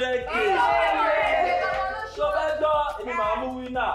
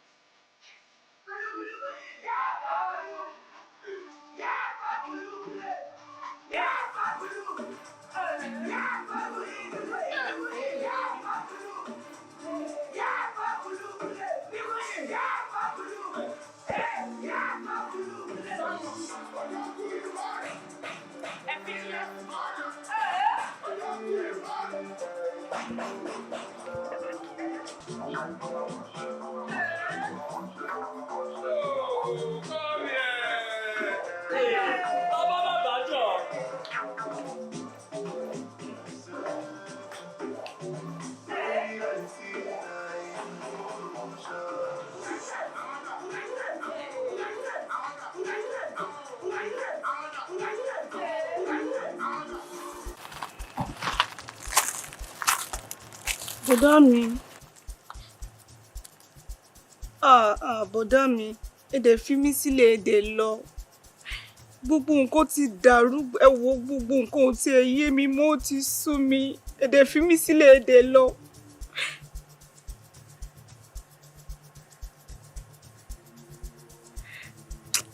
Àló tiẹ̀ tún ti worst ṣiṣẹ́ ṣe bí pàtẹ́yìn tiẹ̀ ṣe wọ aráàlú tiẹ̀ ṣe ń da díẹ̀ nísìnyí gbogbo etí ẹ ti bàjẹ́ gbogbo ẹ ti dàrú ṣé rí mo yín bá yín sọ̀rọ̀ yìí wọ́n ń ṣe patí nínú ilé wa báyìí nínú ilé wa kò yàtọ̀ sí club house mọ́mí àti boyfriend wọn wọ́n organize party, wọ́n invite a lot of people, àtọmọ kékeré àtàgbàlagbà, wọ́n mu ọtí, wọ́n ṣe gbogbo ẹ̀ fa sìgá, everywhere is just messed up. Ó ti sú mi. Ẹ dẹ̀ fi mí sílẹ̀, ẹ dẹ̀ lọ kó dá o.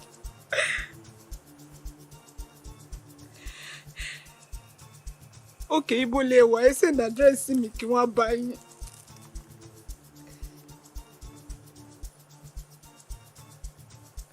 Ẹ má worry, tó bá jìnnà, ẹ má worry. Ẹ̀yin ṣáà send, I will come. I'm tired.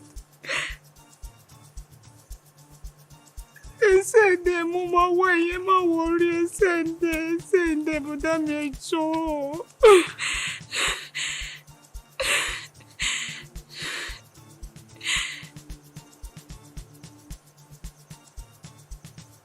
Mọ́mí ọ̀sán kókó ń pa ohun tí ẹ mọ̀ wọ́n sọ kókó ń pa ẹ̀mú tí ẹ bèrè yín wọ́n tí ẹ kí ẹ wọ́n kí ẹ ń pa ẹ̀mí gan fàájì ayé wọn lọ́kàn ń ṣe. Ẹ̀yin send address mi jẹ́ kí wọ́n bá yín because I don't want to stay in this house again. I'm tired.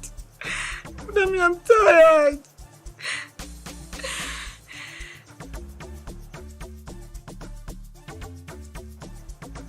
Send it, Mama expect it. Send address, I will come. Shegbo.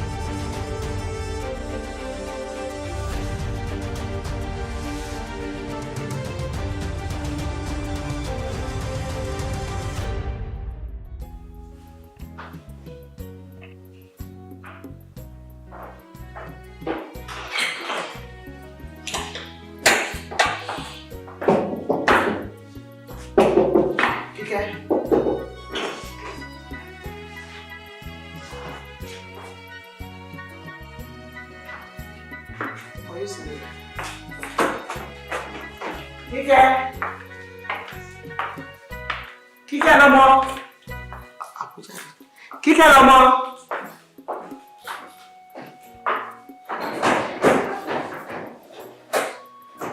Kíkẹ́ lọ́mọ.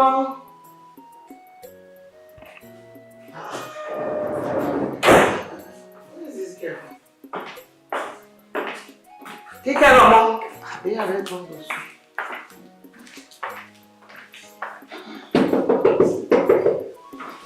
Hello.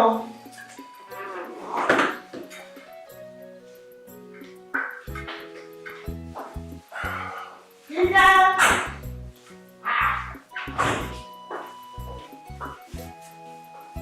Ayo lo mai wá bye. Kike. Baby. Kilo ṣẹlẹ̀. Mi rí Kike ló lè. Oh, Kike. It's everywhere. Yeah? Put your water. Oh, come on, I go not to tell everyone here. Oh, there's nothing to think about. With fun like you can have much fun. Oh, enough privacy, enough much time for each other. Oh, baby. I'm bedroom, Jerry.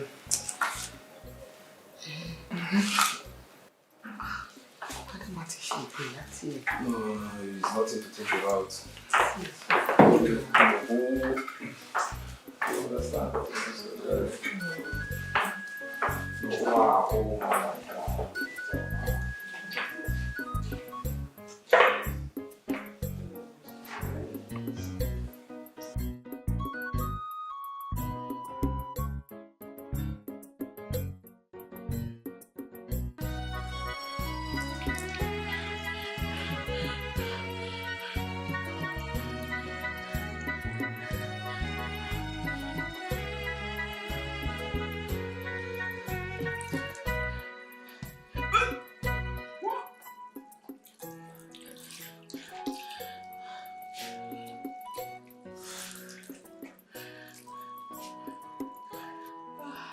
Yeah.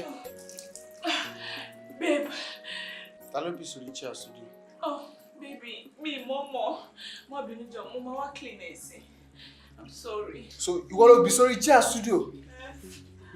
Oh, be síbẹ̀, oh lè go immediately. Ṣé bí mo ṣe ṣẹlẹ̀ sí náà ni mo ní kí wá clean up face mi náà. Come and clean it now for me 1 minute. Ah, bó ti ṣe phone yìí bá mi sọ̀rọ̀. Mi phone. Oh, be síbẹ̀ yẹn. Ló yẹ kó go immediately o ko. Ó wá jẹ́ kí biggest client mi. Ó lọ tó ko sórí ẹ̀ bí.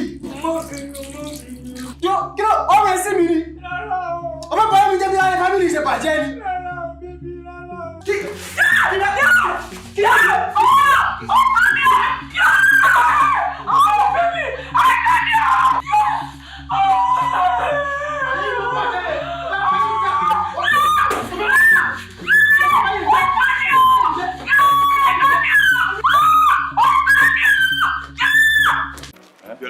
ṣe mọ́tò mọ́mí o máa wọrí jàre fi wọ́n sílẹ̀ ṣé gbogbo ibi tí n bá ti rí wọn náà ni màá máa lọ bá wọn sí wàhálà wọ́n máa ṣe títí wọn jàre. wà ó dà pé kì í ṣe mọ́mí ló gbé mọ́tò. Judith. Kí ló ṣẹlẹ̀? Judith. Calm down now. Jọlá kí ló ń ṣe? Ìwọ ọmọbìnrin yìí ò ní tìjú rárá. Ìtìjú.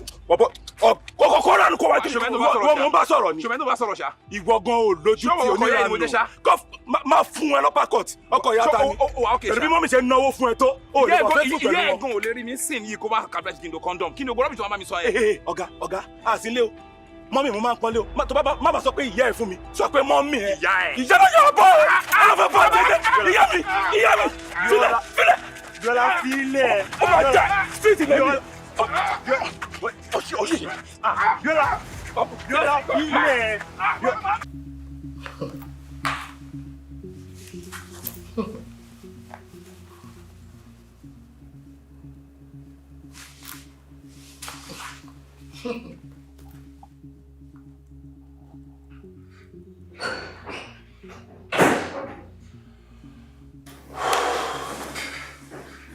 Babe, how far?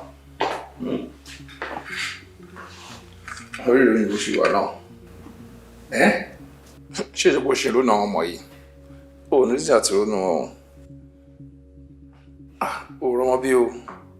Mo pàdé ìyá ọkùnrin yẹn léni tó ń ṣe bíi tout. No, I was highly disappointed. Jide, where are you coming from? Mo jáde ni. Ìwọ jáde. Jide, ó jáde. Don't lie to me. Hey, don't lie to me or make it sure there. Do you understand? Ṣé mi lè jáde mọ́ ni? Ṣé o lè jáde mọ́? What do you mean ṣé o lè jáde mọ́? Wo, ṣorí ń tell me. Oh, perfect pa. Wọ́n mọ̀ fún mi rárá. So I know everything. Gbogbo nǹkan ni mo lè gbà lọ́wọ́ ọkùnrin o. I can't stand cheating. Ṣé o sọ pé kò ń cheat on you? No, kò ṣe kó bí I'm suspect. You had better not. Jide, you had better not be cheating on me. So, you're suspecting me now? No. Okay, all right. Perfume wo lórun lára. Ṣé perfume tẹ́ bẹ̀rẹ̀ fún lórun lára? So, me lè hug anybody ní tàbí? Oh, ìwọ hug. Jide, you are Ogeyan. It's never gonna happen in this house, so I'm never gonna take that from you. From composing with Jide, composing to almost say, oh, let's go to composing.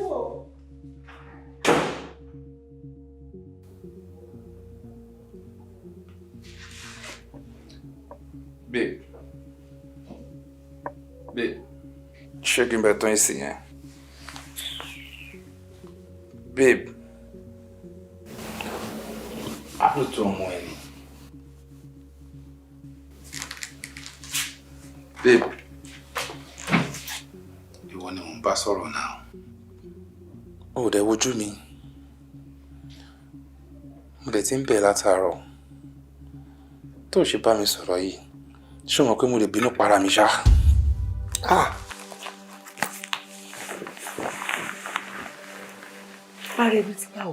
You know I love you. Tó ṣe ń ignore mi yìí. Mo lè fi nǹkan ṣe ra mi, mo lè para mi. Me like you statement bẹ́ẹ̀ yẹn. Má bínú sí mi, baby. Má bínú. You know I love you so much. Ó mọ̀ pé without you, I am nobody. I love you. Ìwọ náà ló fà. Báwo ló ṣe máa jáde bẹ́ẹ̀ yẹn tó máa pẹ́ wọlé? Ẹni tí mi ti kún, àwọn èèyàn máa sóríṣiríṣi fún mi nípa ẹ̀. It's not fair. Perfume tó rùn lára ẹ̀, èmi kọ́ ni mo rà fún ẹ náà. Jọ̀ọ́ má bínú sí mi. Mo nífẹ̀ẹ́ gan. Love ẹ gan. Jọ̀ọ́ má bínú. Dáríjì mi. Ó dẹ̀ wojú mi. You know I love you so much. You know I always love you. I want you to be happy always. Jọ̀ọ́, mo fẹ́ kí inú ẹ máa dùn. Jọ̀ọ́ má bínú sí mi. Baby. Ó mọ̀ pé ìwọ nìkan ni mo ní. Ó mọ̀ pé without you, I am nobody. Baby. Wojú mi, jọ̀ọ́. Move closer to me. Please.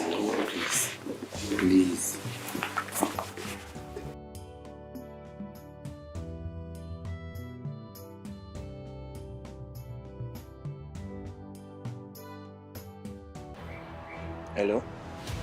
Kálẹ̀ ṣe gate fún sálẹ̀. Okay, Oski. Jẹ́ kó máa bọ̀. Ọ̀gá mi Oski báwo? Ó ní base, àwa náà ní base wa mi báyìí kí ló fẹ́ wá ṣe? Má fọ̀. Ó ní nǹkan tájọ, ó ti yé ẹ̀. Ó ní nǹkan tó wà láàrin wa tẹ́lẹ̀. Ọlọ́jọ́ tí ẹ.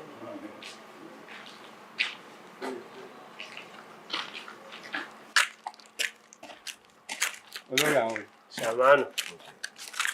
Oski báwo? Ó wà lọ́gbà. Olórí ọ̀rẹ́ mi tí mo sọ fún yẹn lè Bíọ́lá lórí tìbítà yọ sọ̀rọ̀. Torí àmọ́ ṣe mú wa. Àlàyé kí ló ń sọ lẹ́nu tí ó dùn yìí? Eléyìí tó ń wo ìbìdọ̀bọ̀dé ìnìwọ́ mú wá. Òun kọ́ ló lọ sọ́dọ̀ àwọn fọ́gò tó ní kó tẹ̀ka tó ń ṣe ibi pé ó fẹ́ máa tẹ tí ò mọ. Wà kí ló ṣe yẹ ṣé mo bá ẹ sọ̀rọ̀ ni? Olórí mo bá sọ̀rọ̀ kí ló kàn bẹ́ẹ̀? Ọ̀gbẹ́ni wọn máa ṣe kinní sí mi bíbá ló bẹ́ mi. Ó bá mi bíbá ẹ̀.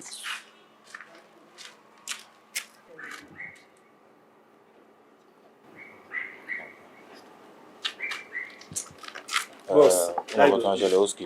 Ẹ máa lọ. A máa ń ra alára náà, ó ti yẹ ẹ̀. Má fọ̀. Okay, a máa lọ, kò sí problem. Bọ́ ẹ jọ, báyìí sọ́ọ̀sì yẹn, ẹ jẹ́ kó wà bẹ́ẹ̀ àlà. Ẹ wò ó ìwà yìí, ọmọ pẹ́ ni kò sí nǹkan tí ò lè ṣe o. Ajé kò sí nǹkan tí ò lè ṣe. Kò sí ọ̀rọ̀. Ṣòro rí wo, ní ìdí chúkì ọmọ afọ wetin no concern you. Kí ló ṣẹlẹ̀? Wọ́n á tí ìbọn ẹ̀ lójú. Kí ló ṣẹlẹ̀ náà? Ọ̀gbẹ́ni, pàṣẹ fún jájọ. No be your fault. Ìta. See wetin you cause. See wetin you cause. Kí ló ṣe fẹ́ náà mi? Má nà. Ta ló fẹ́ náà? Ta ló mẹ́gun wá? Kí ló ń ṣẹlẹ̀? Ọ̀gbẹ́ni. Wàá lù è ní bíbá. Olórí ẹ̀ fún àwọn èèyàn.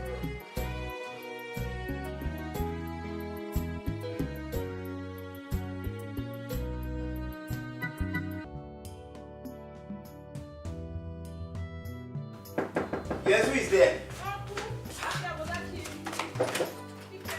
Okay. Kí ló wá gbé fún ìgbàlẹ̀ fún ẹ? Kí ṣe wà? Mo wà kí ló ṣẹlẹ̀? Wàhálà. Àwọn ọlọ́pàá ti mú bọ́dá mi bí ọ̀dà o. Ọkọ òkè sá. Àwọn ọlọ́pàá ni o. Àwọn ọlọ́pàá ti mú bọ́dá mi. Mi ìwọ kan tó ṣe ọlọ́pàá bẹ́ẹ̀ ni ọ̀rẹ́ wọn ló pè mí sí pé ọlọ́pàá ti mú wọn. Wọ́n ní kí wọ́n mú lọ́dọ̀ yìí ọ̀rẹ́ wọn yẹn ní onírèké. Mo ń bọ̀ jẹ́ mú fò. Ẹ jẹ́ kí n bá yín kó bàtà yín. Yẹ́sà o. Bọ̀dá mi Bíọ́lá police station.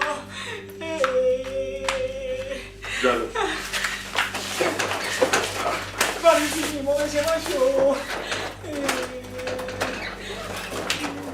Dájú máa pẹ̀rẹ̀ o.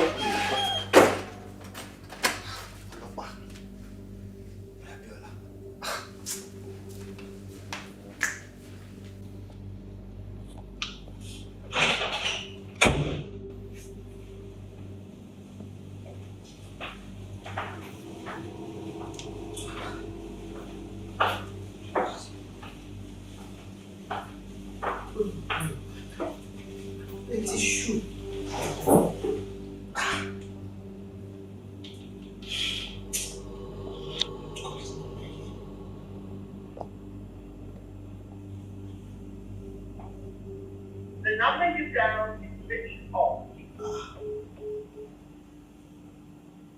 Switched off, people. Only one time. It won't matter who by me. Let me try again. I need to. Number you dialed is switched off.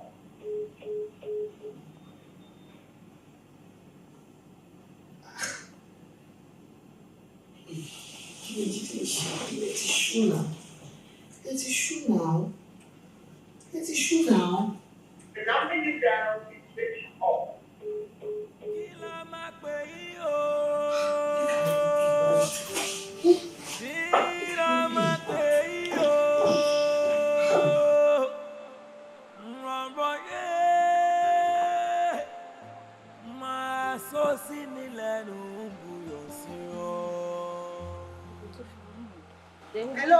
Hello, yes. Can I help you? Báwo lẹ ṣe wá dé compound yìí? I have the key. Mi ò expect kí n bẹ́ anybody ní compound yìí gan. Key to Ibo. You have the key. Key Ibo. Àbí ẹ̀yin kọ́ ni Mrs. Ololade? Yes, I'm Mrs. Ololade. Ọkọ yín ti ta building yìí fún mi. Mo dẹ̀ ti ra fún church. Ọkọ? Yes. Building wo? This same building mo ti rà now. Lọ́wọ́ ta ni? Nígbà wo? Àbẹ́yìn kọ́ ni mo bá ṣe video call. Ọkọ yín pè mí lórí video call. Èmi àti wọ́n dẹ̀ jọ sọ̀rọ̀ lórí video call pé ká ṣe kíákíá lórí ọ̀rọ̀ payment yẹn. Yes, nǹkan tó kọ yín sọ fún mi lórí phone yẹn nígbà tẹ́mi àti wọ́n ṣe video call.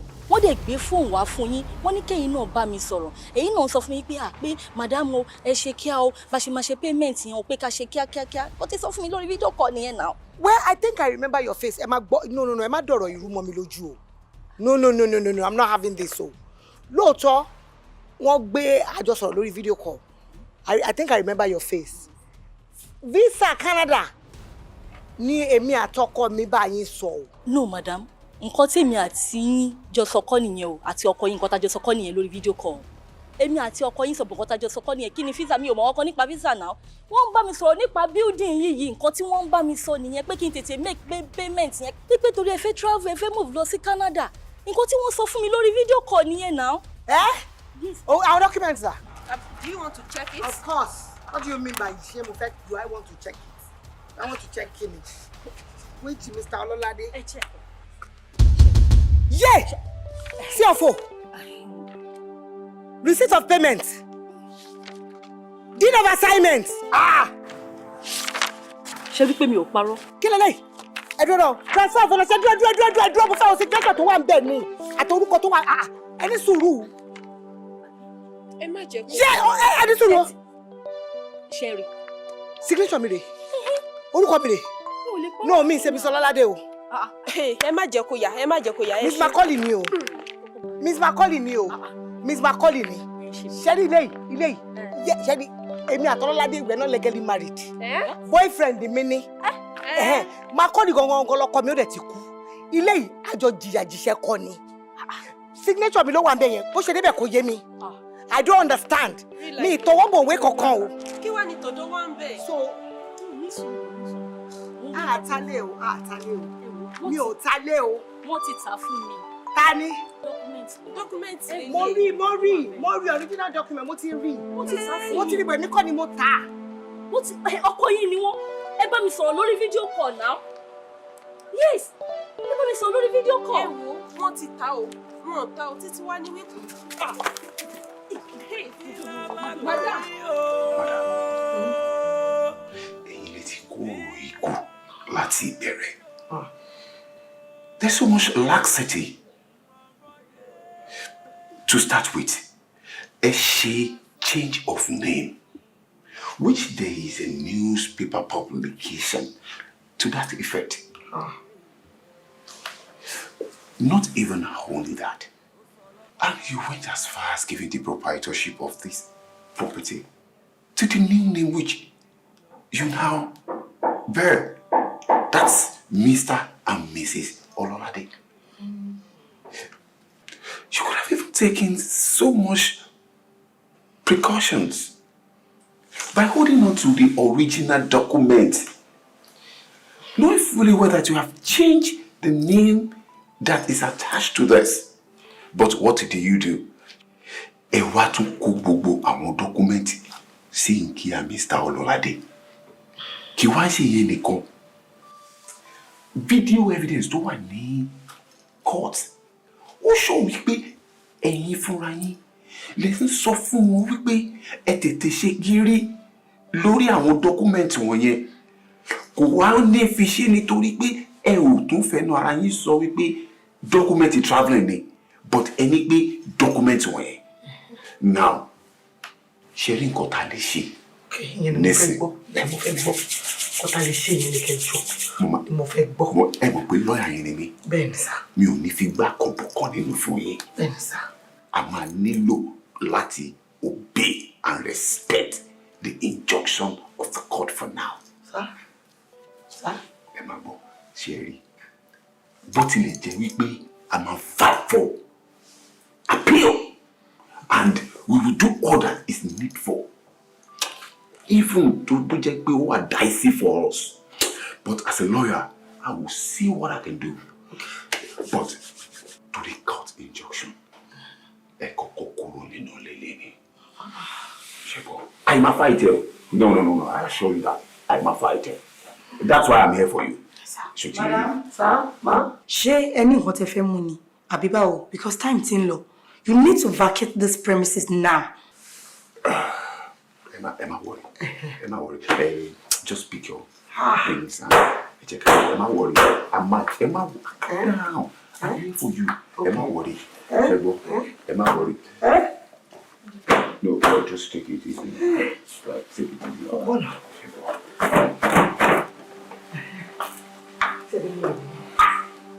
ní láti mọ̀ wẹ̀. Nínú ẹ̀rọ ṣó ní ilé.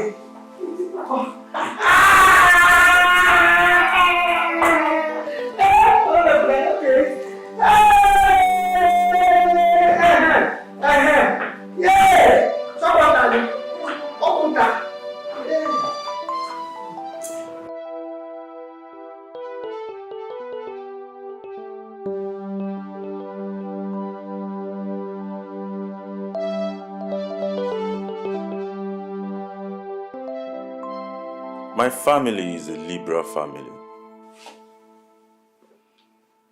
We love our wives. Fadékẹ́mi, kò sí ẹni tó sọ pé kó má fẹ́ ọkọ mi. Nígbà tí ọkọ ẹ̀ ti ṣaláìsí, that's ẹ̀gbọ́n tèmi. But ó bá fọgbọ́n ṣe. Yeah, ó yẹ kó fọgbọ́n ṣe ni. Torí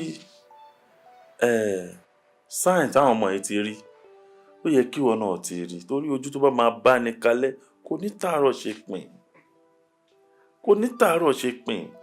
Àwọn ìwà bọ̀bọ̀ àwọn kọ́lọ́fín tó ti máa ń wù, àwọn ìwà kọ́lọ́fín tó ti máa ń wù láti ọjọ́ yìí, ó tó ní àmì fún ẹ láti mọ̀ pé bọ̀bọ̀ yìí ò ń ṣe èèyàn rẹ̀. Àwọn ọmọ yìí dẹ̀ rí tó máa ń complain, wọ́n á ti wá ọ̀dọ̀ mi tó ẹ̀mẹ́wàá tó wọ́n á ń fẹjọ́ sùn. But you were blinded by love. Ó tiẹ̀ fẹ́ rí àbùkù ọmọ Jídé rárá. Gbogbo tó bá ṣe ló dá lójú tiẹ̀. ọ̀rọ̀ ló délẹ̀ ń sìn. Ọ̀rọ̀ ló délẹ̀ yìí. Ó fi àìláròjinlẹ̀ tiẹ̀. Ó fi kó bára ẹ̀. Ó fi kó bá àwọn ọmọ ẹ̀. Ó fi pàdánù ilé ẹ̀. Ó fi pàdánù ilé ọkọ ẹ̀. Ó fi pàdánù ilé ẹ̀gbọ́n mi. Ilé tẹ́gbọ́n mi kọ́ tó ń claim tó sọ pé owó tiẹ̀ wà nú ẹ̀ lẹ́jọ́ kọ́. Nobody is disputing that. But now, ilé ìdílé dání. Ilé 419 ọtí tálé.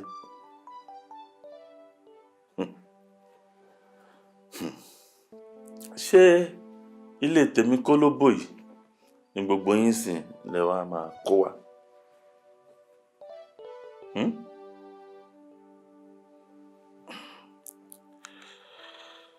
Well, I have a surprise for all of you. Aki. Sir. Wow.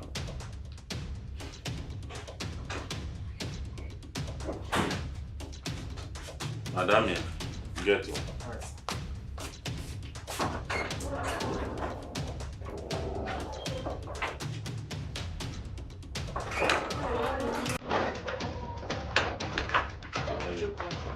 Welcome, madam. Farabalẹ̀ o.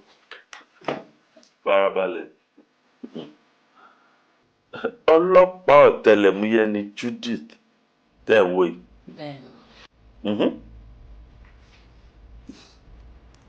And I believe she has something to say to all of you. Obiola, mi ò ní intentions àti fẹ́ láti lọ. Investigation táwa ọlọ́pàá ń ṣe ló gbé mi dọ́dọ̀ ẹ̀. Torí àwọn kan tó yàn lọ́rọ̀ nígbà kan bíi Spark àti Fogo làwa ṣe suspected. So àwọn ọlọ́pàá ní kí n bait ẹ̀. But along the line, when we continued the investigation, mo wá discover pé you were just a victim of circumstance. O kì í ṣe criminal. As we continued the investigation, I discovered pé serious scammer kan tá tí ń wá láti ọjọ́ tó ti pẹ́. Ìyẹn Jídé, ilé yín ló ń gbé.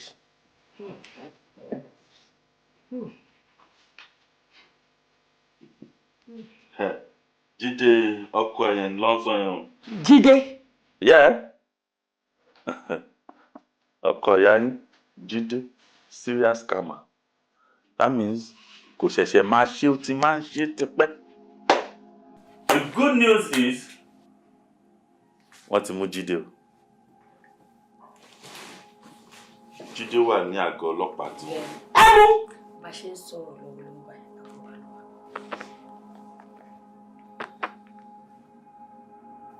ẹ̀. Akman, how are you? Please, I would like to see that criminal, Jide. The serial scammer, please. Yes. Yes. Okay, thank you. Olórí burúkú ilẹ̀ o, kò ní dá fún ẹ. Jídé, o ò ní ṣoríire. Àwọn òbí ò ní jèrè ẹ. Gbogbo kan tó dùn ní ẹbẹ̀ ó ti di bàjẹ́, ó máa ṣọ́kú ni. Farabalẹ̀, ó tó ẹ̀. Akman, I'll call you later. Thank you very much. Wòlí làárọ̀. Anyway, tó bá kù díẹ̀ kí ọmọ olóore jì sí kòtò, mọ̀nàmọ́ná á ṣiṣẹ́ mọ́lẹ̀. Òun lọ̀rọ̀ ẹ̀gbọ́n mi, òun lọ̀rọ̀ àwọn ọmọ ìbáyìí. Orí ẹ̀gbọ́n mi ò sùn lọ́rùn. Mo dẹ̀ believe pé tó bá wá mórí bọ́ nínú gbogbo ohun tó ṣẹlẹ̀ yín sí, tó mórí bọ́ tá a yanjú gbogbo ọ̀rẹ́ irú èyí tó ṣe yìí kò tí irú ẹ̀ tó ní sọmọ lọ́wọ́ ẹ̀ mọ́. Èmi ẹ jọ̀ọ́ kí ni mo fẹ́ fọkùnrin ṣe? Ọlọ́run ò ní jẹ́, Ẹlẹ́dàá mi ò ní gbà. Kò séèyàn tó ní o máa fẹ́ ọkọ.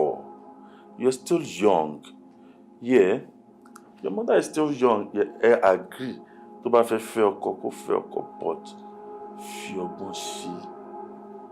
ọgbọ́n ṣe ó burú wẹ́ torí tó bá tẹ̀ ń sọ̀rọ̀ ọkọ ní ọwọ́ tó wà ní condition tó wà ní position tó wà àwọn ọkọ ẹ̀ àkọ́kọ́ rẹ̀.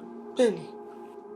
Yes, àwọn ọmọ ẹ̀ àwọn ọkọ ẹ̀ àkọ́kọ́ rẹ̀ ó gbọ́dọ̀ ṣẹ́ wọn ó gbọ́dọ̀ ṣẹlẹ̀ dá wọn because they love you truly unconditionally. Àwọn lọ lè fi ẹlẹ jẹ làwọn ilé torí ẹ fà wọn mọ́ra ó ṣe wọn ó ṣe àwọn ọmọ yìí ó tì wọn síta ó tì wọn síyà eléyìí lọ fẹ́ nuisance kan ẹni tó jẹ́ pé káni kò ń ṣe ọmọ onílé ọlọ́nà ní àwọn ọmọ ẹ̀ wọ́n wá tí wọ́n lọ bá nọ̀nẹ́ntìtì kan tó nà owó gbogbo ojú nà toyúntoyún ó lóyún kò ṣe antinata ọlọ́run ló mọ condition tí ó máa wà báyìí fáwọn mọ́ra tí ilé náà síta wà láàrin àwọn criminal ọlọ́run ló jẹ́ wọ́n mú ọlọ́pàá mú Judith náà ló rescue ẹ̀ nígbà tó mọlé tó ti jáde pé lè rí ọpẹ́lọpẹ́ Judith tó ṣe láyé wá pọ̀ you see ẹ ṣá ẹ máa fi orí jì ìwọ náà ti wà nípò ìyá ni you need your mother foríjì ẹ foríjì. Ìgbà ìmọ̀ ni bíbí ò pé ni.